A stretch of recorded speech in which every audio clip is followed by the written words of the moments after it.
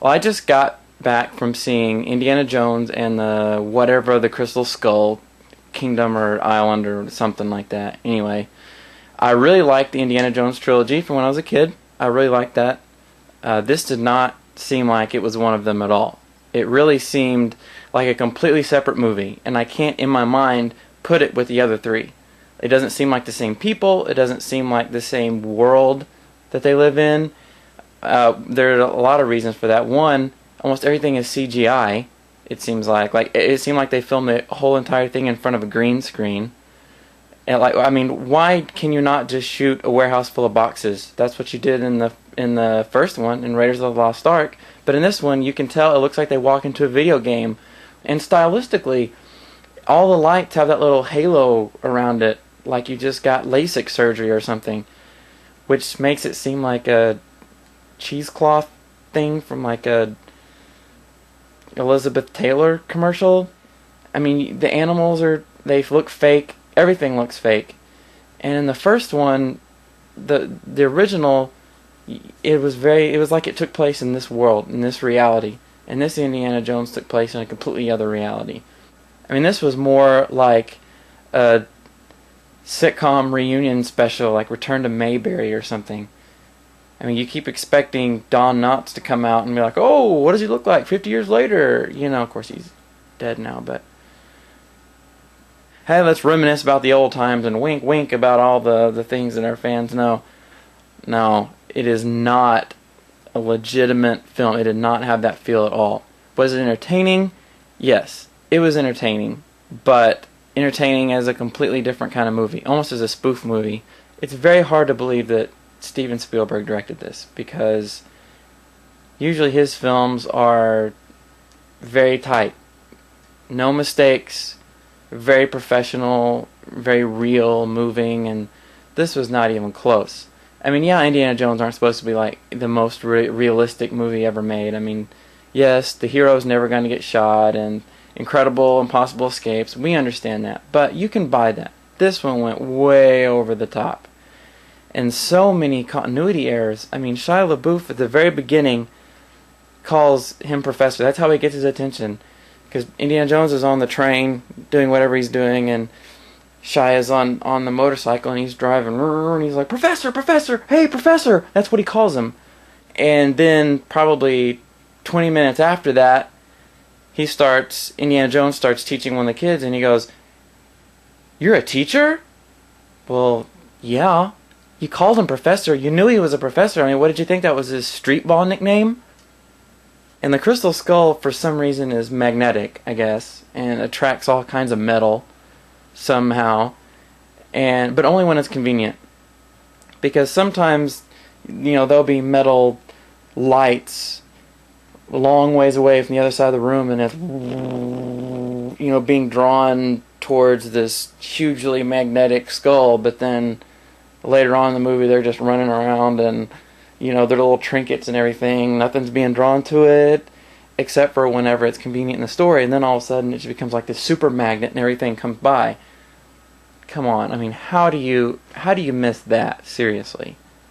And the whole tower, which like in all the Indiana Jones movies, have all these incredible booby traps, and you push something and all this chain reaction starts happening, and stairs come on, and they were really good with hydraulics back thousands and thousands of years ago. I don't know how they created all these intricate stone things, but this one was operated with sand, so as the sand leaked, then that made everything move into place.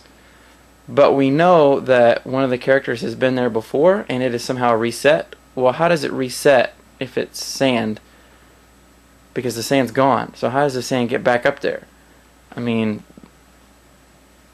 and what is the deal with characters falling from the sky at huge altitudes, going supersonic speeds and hitting sand and somehow surviving? I mean, it happened in Iron Man, and in this one, Indiana Jones is in a lead refrigerator, don't ask why, and he gets shot up way up and high, and then you just see like that, and then it just opens up and he walks out. Excuse me? I mean, you be dead. Hello? It's not like that thing is full of all sorts of cushions, and so you know, you're hitting that thing hard in metal, no less. So you're hitting the metal. I mean, what in the world are we doing here? I mean, it's like we're utilizing cartoon physics in movies now. I mean, I keep expecting an anvil to fall on top of them, and then I'm just accordion back to life and walk off. Well, that was a close one.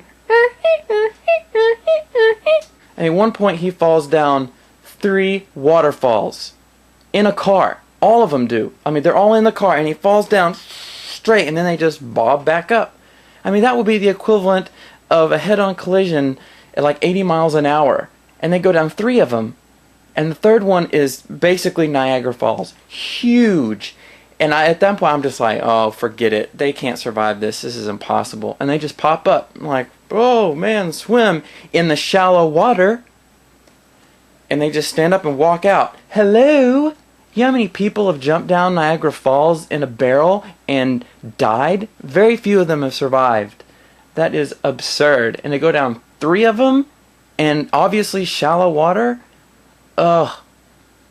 I don't know if you've noticed this or not, but and John Williams did the score for Indiana Jones, and in his themes, it sounds like you're saying the title of the movie in the melody.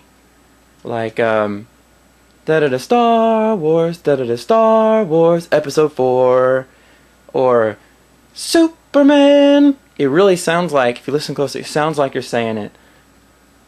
Jaws. Jaws, Jaws, Jaws, Jaws.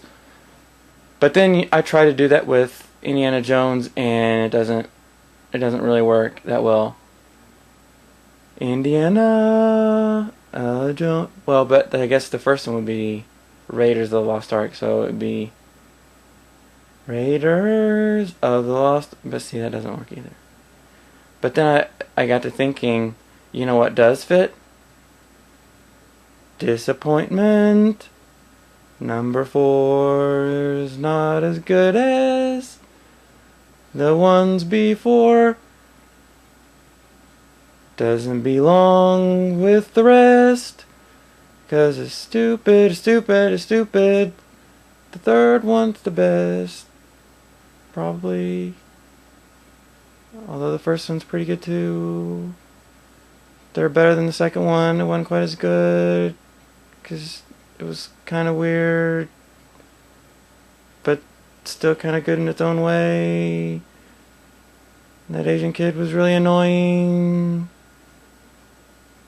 When I first heard that Shia LaBeouf, or Shia LaBeouf, or Shia, do you say the A? Or the LaBeouf?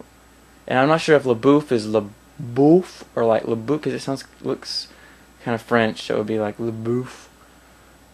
I thought maybe he was going to be like another Short Round kind of character, the Asian stereotype from the second one, the Temple of Doom.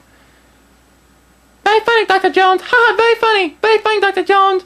I'm not touching Dr. Jones. I'm not touch it. I'm not touching Dr. Jones. But, you know, I mean, he probably couldn't pull off the Asian thing, so I'd probably go another stereotype, I would think. I mean, if he's French, maybe he could do a little... Dr. Jones, or maybe Italian, because of the hair. Mamma mia, Dr. Jones! Mamma mia! What are we going to do about that waterfall? Or, I mean, maybe Irish. Hey, Dr. Jones.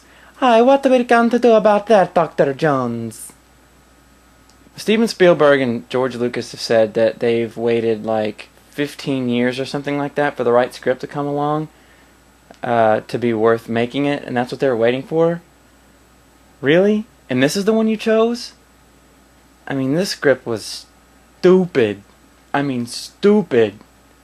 Embarrassingly stupid. I can't imagine what the other ones were like, if they were worse than this one, because this was pretty much the worst I could think of. I mean, the only thing that would make it dumber is if the Crystal Skull was really like an alien or something, and like turns out like aliens were behind everything, and at the end like the aliens come back to life, and Like the temple turns into a giant flying saucer and then like disappears into another dimension or something. Oh wait,